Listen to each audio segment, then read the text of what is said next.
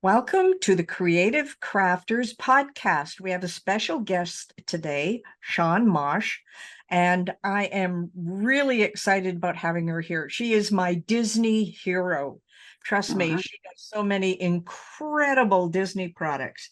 And I just want to give you a little introduction, and then I'll have her take over and tell her all about herself.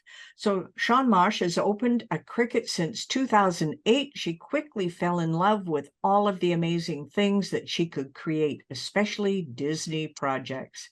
Over the years, that turned her into sharing her projects and tutorials with others online. If you have owned a Cricut since the early days of using cartridges, you might know the site her family created called My Cut Search, which allowed you to search for images found on Cricut cartridges. Crafting was always a hobby for Shawn. It was not until 2020, with the encouragement from friends and family, she decided to launch the website shawnmosch.com. Now, Shawn coaches others how to use the Cricut by focusing on teaching them to really understand how the Cricut Design Space software works so they can create anything that they can imagine. So welcome, Shawn. Thank you for having me. Now, listeners, even though I have read out your bio, they really want to know a little bit more about who you are and all about your company. Well, my name is Shawn. I live in Minnesota. I have two children who are grown. One is 30 and one is 23. I live with my husband. We don't have any pets. As you mentioned, I love Disney, and I always find that little glimmers of Disney work their way into my projects. I'm not sure why so often, but you know, it it's fine with me because I love it. Other things that I'm passionate about are hockey and my family. Um, my daughter used to play hockey, so I kind of took a break from the crafting world when she was playing hockey because I wanted to be there for every moment. And then it was after she went off to college that we looked at making the website more of from a hobby into a business. Wow, that's amazing. Yeah, hockey, I'm I'm in Canada, so hockey is sort of the number one sport here, and everybody here seems to love it. I don't watch Yes. a lot of it. I spend more time crafting, just like you. So, what made you so passionate about Disney? I have loved Disney for as long as I can remember. I had an aunt who was also a huge Disney fan, so I don't know if some of it rubbed off from her, but I used to love watching the Mickey Mouse Club and all the little skits they would do and the dancing and singing. And just, I always felt like Mickey was somebody I would be able to just run up to and give a big hug to. And that, you know, grew into my love of other characters also, but Mickey's always going to be my number one. Yeah, I think I just saw a recent picture of you of hugging one of the Disney characters. Yes, we went to California when my daughter just recently graduated from college, and she said, after graduation and all that stuff is done, can we go to Disneyland for a couple days? And I said, I raised you right. Yeah, no So we kidding. went and spent a couple days at Disney, and I actually saw Mickey as he was walking out to go start greeting people, and he saw me and grabbed my hand, and I walked with him over to the line. So I was the first person to hug him. Oh, that's so cool. Yeah, when you're a Yeah, Disney fan, it's so wonderful having the opportunity. I haven't been down to Disneyland in a while. I got to go back. I've got two love grandchildren it. turning 15 and they haven't been yet, so that will be a ball. Just follow in your footsteps. Right. So when you're making projects, I know you always try to incorporate Disney inside there, but where do you find your inspiration? I literally find my inspiration anywhere. There are times that I've there was one time we were at a hotel and I saw something in the lobby and I was like, that pattern would make a really cool card. You just never know where your inspiration is going to come from. A lot of times I get my inspiration and ideas from other crafters.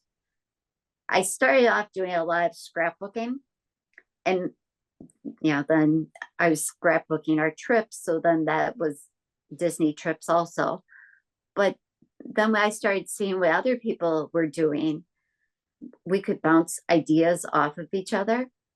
Or if somebody would tell me, I want to do this, I don't know why, but when somebody tells me I want to do this, I can break the project down into steps almost with Cricut Design Space of what you would need to do to make that happen. You're doing a lot of reverse engineering when you look at different things. Have you ever I purchased do. anything and just to take it apart?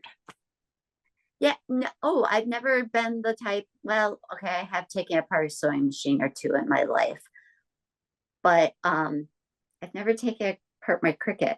But with projects, people send me a picture from Pinterest of I want to make this only in this theme, and I can tell them how to do it. I've gone to scrapbooking retreats with just friends of mine, and I'm kind of the Cricut go-to person. They're like, I want to do this. How would I make it happen? So then I end up showing them. Oh, that's fantastic, because that inspiration and, just getting ideas from other people is just absolutely amazing. Now, you do Right. a lot of that inspirational part, but sort of take us through that process of when you get your inspiration. So what do you do to finally end up at that end product? You must have a little process or sort of a route you take that will make that happen. I feel like it's different for every project I do. There sometimes, so I have a pile of cardstock sitting here on my work surface. Sometimes I start off by going to my stash of cardstock if I'm doing a card or a scrapbook and start just pulling papers that I like, colors and patterns that I like. So it's almost like having all these little swatches out of like, all right, this is my color palette I'm going with. And then the ideas start to come together. Other times I see something and I'm like, ooh, I want to make that, but I'm going to change it up just a little bit so it's not an exact copy. Mm-hmm. Yeah, it's really different every time. One thing I've gotten really big into doing is using iron-on vinyl on my cardstock projects. And that's really great because weeding the iron-on vinyl so much easier. And when you're doing a project that's got really fine, thin details, instead of having a mess with that cardstock, to be able to just have that design, that delicate little design on your carrier sheet so you can just move it over to the cardstock and press it is a game changer for me. Yeah, that's amazing. That iron on. I think I learned about it a couple of summits ago. It might have been the last Christmas one or the spring one we just had, where Right. someone was doing that. And I made one for Mother's Day, a little hug with some arms all with the iron on. Fabulous. And you're right, it is a big game changer. Now, you've shown us a lot of different skills over the past few summits, but I just find you're amazing at putting those designs together. So one of the big questions everybody has is, okay, what does Sean have for classes? So maybe you can fill us in on the different classes you have. Absolutely. I have on my website, there's a button called classes, and I do one-on-one classes with people over Zoom. And then you can book either a 1 hour session with me, and I call that my project specific session. That one, a lot of people have used that they're trying to do this one project and they just can't make it all work. So it's like phone a friend for Cricut. So then you have me saying they're going to click this button. Okay, move that there. Do this. Yep, now you're good. The 2 hour session is where I typically go over what everything in Cricut Design Space does. And then I also record these so that I can send that recording to people. And then they have that, because I find if people are trying to take notes at the same time, they miss things. So then if you're just, absorbed and fully there, you can watch it and then know that you'll get the recording. You can watch it again and write down notes then. I also have something called my Teach Me Cricut Design Space online course. To me, this is my best teaching option because it allows me to work with anybody, no matter what their schedule is like. With the one-on-one classes, you have to kind of, okay, what time zone are you in? What time zone am I in? What time works good for both of us? With the online course, you purchase that and you're going to get a series of over 20 different videos and tutorials so that you can really start to learn at your own pace. And then I put in there little, now you do it kind of practice sessions. So I'll show you something and then I'll walk you through it so that you're actually practicing the step too. And with that one, the way I have the course set up, let's say tomorrow Cricut does an update and adds a brand new button. I just have to record a new section for that course and I add it into the course. And then even if you purchased the course last year, you get that updated information in there. Yeah, that's fantastic because it seems to me every about second or third time I turn on Design Space, there's an update. There was one major one they had where they took away some of the buttons on the side and they stuck them somewhere else. And I thought, oh no, I'm going to have to redo everything because none of the screenshots will work. And then all of a sudden, about 5 days later, they put it all back. So I understand the part where keeping things up to date is so, so important. And Nick, all your courses, of course, on SeanMosch.com, right? Correct. If they click on the classes button that's right up on the top header, they'll see all of these items. I also have some freebies, like some reminder sheets. So if you maybe don't need the whole thing, but you're like, I always forget, should I weld or should I attach? I have this little bookmark sized reminder sheet that you could just tape right on the side of your Cricut or on your computer if you're working off of that. Wow, that's fantastic. So what do you find the most challenging about what you're doing right now?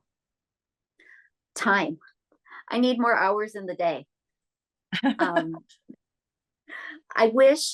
really wish I could help every Cricut owner learn to understand Cricut Design Space. I've often said, I wish I could just like put a little note in the box that says, just contact me. It drives me nuts when I see people online, they can't figure something out. And that's kind of why I got started doing tutorials. I'd see somebody that was frustrated with their machine because they couldn't figure out something. I'm like, oh, I know how to do that. Here, let me show you. So then that turned into me doing tutorials. But yeah, I really wish I could just literally help every single Cricut owner learn to understand Cricut Design Space, because I think once you understand what every button does, you go from just clicking buttons and hoping something works, or seeing a tutorial and like, great, now I can make this one project because I have the tutorial for that one project. And then instead of that, you now know how everything works. So you can make whatever you can imagine. It's kind of like the difference between driving someplace using GPS every time or exploring the roads so that you know the back ways. Yeah, that's a fear of a lot of people. Don't turn my GPS off. I won't know where I am. And sometimes that happens. I can understand how that would happen with people using Design Space as well. They want you right there, right as they're working on it. And I'm fine with that. There's some people that take my course and then they'll email me and go, I have one question. And I often said, if you need a follow-up question kind of thing, like we can look at it and decide if we need a one-on-one on top of the course. But knock on wood, to this day, everybody that's asked me a question after taking my course, I already have information that answered their question. And I have since added it to the course because I was like, oh, maybe I didn't explain that clearly enough. So then I went and updated the course to make it even better. Wow, that's incredible. So one last question for you. What advice would you give someone who is interested in doing what you do? Doing what I do, of being the crazy Cricut lady running around trying to help everybody under the sun, Yeah. or doing what I do of crafting. Yeah, the crafting side of it. Oh, okay. You know what? You don't need to go buy the biggest, newest Cricut machine out there. My workhorse over here is my Explore, and not even the Explore 3. It's not even the Air 2. It's the regular old Explorer with the Bluetooth adapter. I also think you take the time to really learn your craft. You're not going to wake up one day and just be able to crank out a whole bunch of shirts and fill a bunch of orders. First, you have to understand how to get the image into Design Space, how to get it the right size. Remember to mirror it. What's the best vinyl to be using for making shirts? Getting a heat press, and I have one right behind me. But getting a good heat press so that you can get a good press on your shirts. Learning all those different things.